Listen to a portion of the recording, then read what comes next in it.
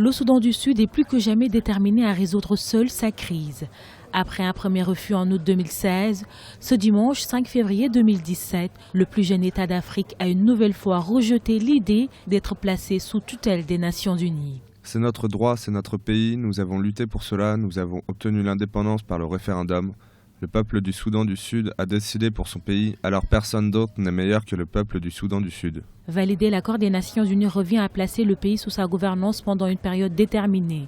Outre son rejet, le gouvernement sud-soudanais appelle la communauté internationale à soutenir la mise en œuvre de l'accord de paix négocié par l'Union africaine au détriment d'un régime de tutelle externe qualifié d'ingérence selon certains experts. Les Sud-Soudanais, fiers tels qu'ils sont, donc ils refusent, n'est-ce pas, une pareille idée, et ils voient que de la sorte on ne veut pas accepter qu'ils sont capables de gérer leur pays eux-mêmes alors qu'il vient de faire la séparation, enfin la sécession du Soudan du Nord. Donc du coup, voilà, il y a un petit complexe par rapport à ça. C'est-à-dire qu'ils considèrent ça comme une ingérence étrangère alors qu'ils viennent juste d'être un État souverain.